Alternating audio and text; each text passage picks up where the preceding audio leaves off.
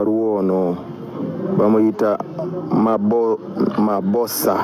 mabosa mukama akutambuze bulungi mu lugendo lwo luddako nga sirimu. Good night.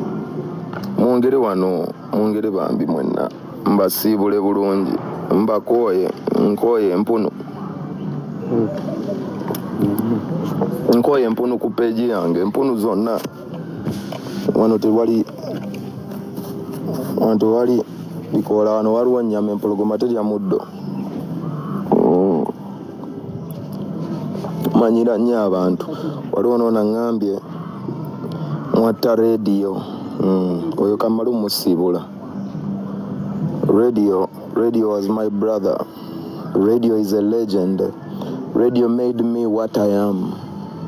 The sadness that I've gone through with my family, okubanga sina radio. Sagala bamudano kumu disrespecting kubanga radio legend wange. Radio yamenya enziji abanji zibali waliwo ono the baddest uwongo oli mukazi goko tuuka mirembe manyira abantu. Nze temujja kummanyira, nja kubeerawo ku magulu gange naye nga siriwo ku mavivi gange. Nayagala okummanyira, genda onoonye g'omanyira, genda comment ogiwa omuyimbi wo gw'oyagala. Waliwo ono bamuyitaani Fredo tojja kuddamu kundaba, nange sijja kumisinga. Pallaso sikwagala. Arafat Islam wuuna ali ku live yange, kati okolako ki? Nkusiibudde, genda obwere gy'oyagala. Atanjagala ng'onoonya g'okola ki? Gw'oyagala. Me am a boss. Ndi boss. Sikyali oli Pallaso gwe mwalimu joga buli ddakiika. Nkolera $15,000,000 buli show. Ayagala okuddeyo okummanyira, gw'onoonya gw'omanyiira. Nze siri muntu wa kumanyiira nnyo, saagala kummanyira. Waliwo ono agambye namutama ate ali wano ku peegi yange. Kaaya tuuka mirembe gy'olaze.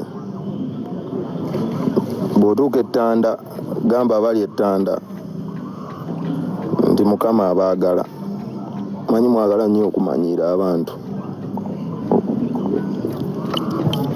Kintu kimu Pallaso kyenva neetuma sucker free. People wonder why I call myself sucker free. Kubanga saagala kummanyiira, kubanga sirina gwe mmanyiira. Ayagala okummanyiira.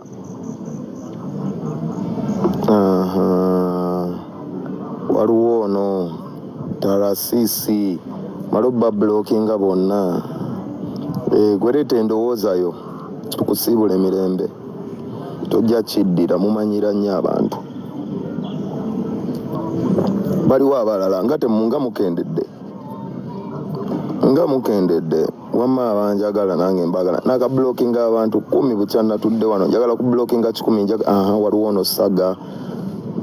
Buli alina ekyebusiru ekyokugamba oyogera mangu tukumanye, tukusiibula ogende weeyagalire ku peegi gy'oyagala seeyange. Nze ndi sucker free boss.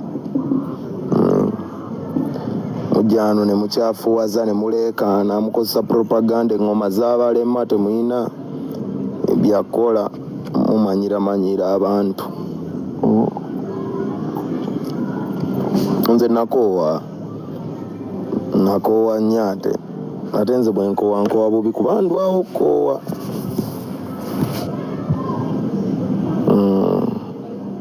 Yena alina ekyokwogera kiteeke wano kati tukujje tukusunsule, osuleyo gy'oli nga tokyandaba kuba ndi wa bbeeyi, nsasula $15,000,000 okundaba. Atalina $15,000,000 tajja kundaba. Bye bibaluma munteeza obutego buli ddakiika muli ku linnya Pallaso muli esibyeko Pallaso. Mumanyidde ekimala. Gwe teekawo wano obwo nga bwe nkusoma obwo obutako mugenda mukendeera. Banjagala wano waliwo ono avumye. Yenna avuma nga nkusibula. Bonsuba oli ejjusiza emagombe toliddamu kundaba. I'm too expensive. to be watched by lonely minds. Mumanyira abantu ne mbaddako ne muddeeyo ne mwogera ng'omanyiraani nze gw'omanyira nakikuba ate nga naviira ddala mu ttaka ate tolina kyoyinza kukola nakikuba n'enkiyuza muli awo mwankalubiriza n'okikuba mwankalubiriza mwantega emitego mwannemesa n'enkikuba abaali banjagala ne banvimbisa kati muli awo nakyo kibaluma olw'okuba nkolera miliyoni 15 sibaagala nange abatanjagala atanjagala genda oyagale maamawo lwaki onjagala mbalaba ba his excellence simanya ambassador mwenna mujje wano mba blocking buli alina ekyokwogera ekyobusiru toliddamu kundaba kubanga sirina budde bwammwe mumanyira abantu waliwo nangambye sirina kiddako gwe wayimbye ne conscience olinga n'amaziga agala kumanyira ng'omanyiraani gwe wayimbanga mu ruumu weka ekiro gwe wasula ono his excellence gwe njagala okublocking ono tannanvuma weetereze his excellence simanya ambasada biki sagala bamanyira nakikuba boy atayagala kunjagala nga bwendi gendo yagale mukazi wo waliwo nangambye 99 kamala omusibula mwebale mulabako alina kaddata ka 2000 naye aliwo n'amanyira abantu ng'omanyiraani mbola okuba gwe olina data nja kakasa nti akaliro twakayiwako amazzi twakoowa temumanyira abantu muyiga obutamanyira abantu temubamanyira nnyo waliwo ono super movies genda oyogerere firimu tomumanyira toleeta wano kamanyiroko toddangamu kumanyira toddangamu waliwo ono zavi nkulabyeko munnyumirwa mumanyira temusasula nasasula temudownloadinga na music wange temuli ku boomplay temustreaminga wano mumanyira mwagala kumanyira abantu nakikuba awakana mbu nakikuba genda oyogere ne maama w'omubuuzi oba saakikuba mwagala omanyira abantu esiri muyimbi bano abeegula ndi muyimbi ayimba abantu bye baagala ne bannoonya boy nze seegula I'm busy every weekend. Right now we are in Chiboga. Chiboga people stand up. I'm shutting down Chiboga. Last night I was in Bukuya. We shut down Bukuya. The night before I was in Twabadewa Viral. Before Kalamba. Mwekwasa. Ndonge balemye musikudde entalo zammwe mwagala kummanyira waliwo ono bamuyitaani mwena nja boogera buli mungenda kuwa big up naye nga yesembayo buli lwenkoogera ng'omanya nkusiibula gwe kasita olaba nga njogedde eri bane nga mudduka mangu komenti nnyingi Doni Michikael O2 tuuka mirembe gy'olaze tosoosaayo omutwe soosaayo akabina k'otuulako sagala kummanyira abagala okummanyira mugende bulungi njagala banjagala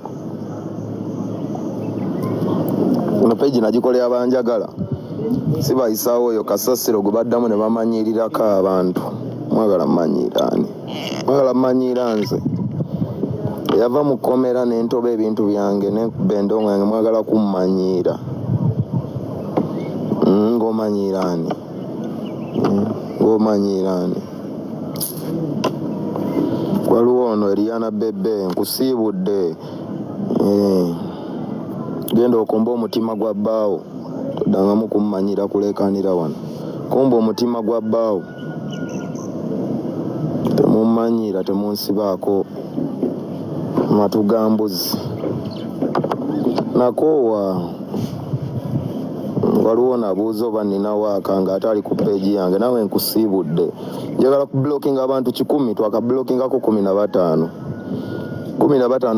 leero live eriko abantu emitwalo sofa ekyaliko abantu emitwalo 3 mu 3 naye njagala ku blockingako nakablockinga 10 njagala mmanyi oba bwe nkublockinga n'ekikakyo kyonna oba nina kyenfiirwa ekyo kye njagala ondage olwaleero nti bwe nkublockinga n'ekikakyo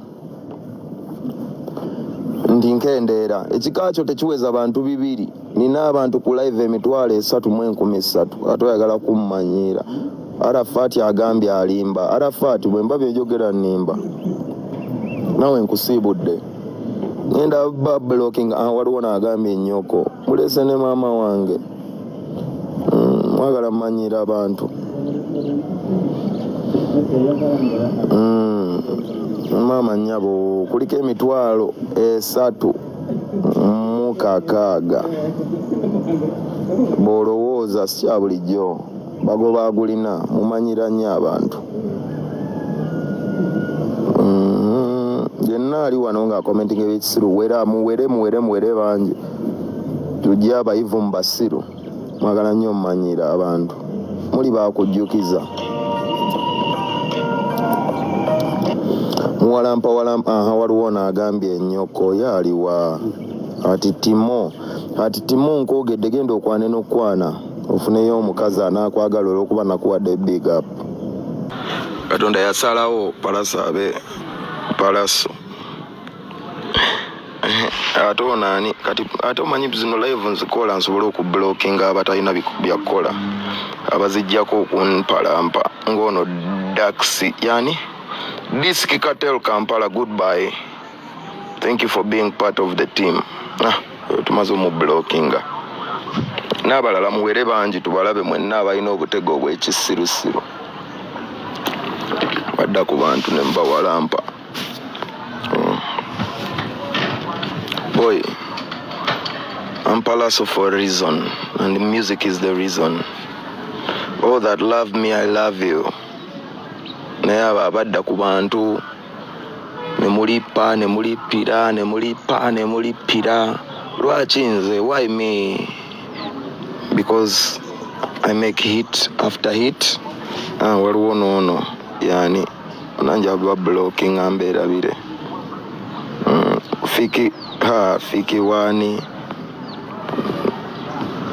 fiki wani simanya nkutukulabyeko.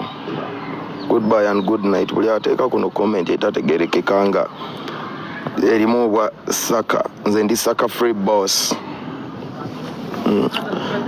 muddeeyo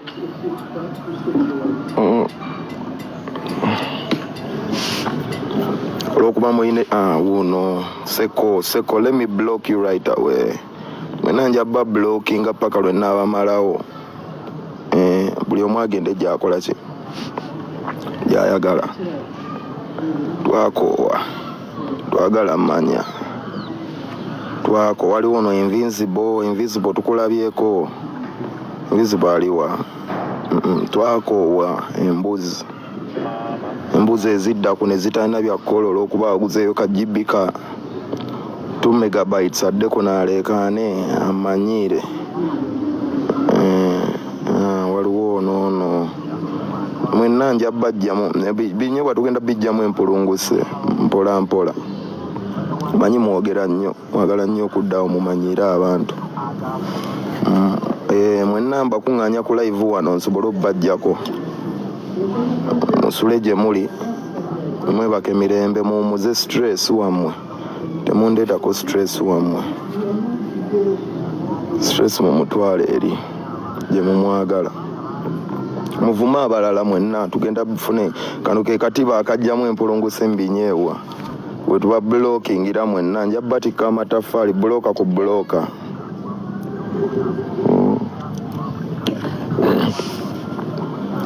Waliwo noono mwenna mbalaba ono mirembe mbaale good night. Mudawo ne mmanyiira abantu okuba mwaziguzeeyo bugibbi bw'2,000 ne mumanyiira abantu bemmanyira temanyi gye bahava. People have a journey, people have a story to tell. Bagoba agulina naye nga kibi nnyo tolina kiddako mbwaggwe bamuyitaani ono Christopher Kalemba nkulabyeko Block them and forget them. Block this blood clot. Yeah, I'm blocking your blood clot. Walonjagala banjagala. Atanjagala. Waliwo ono bamuyita Maaka. Mwenna muli balungi bambi mwebale kunneeraga. Mwongere amaanyi mbalabe mwenna. Muddeeyo ne mumanyira abantu. Bantu bakeera ku makya ne bakola goloza tetulina maanyi gakuba butayimbwa. Ne tukeera ku hasso.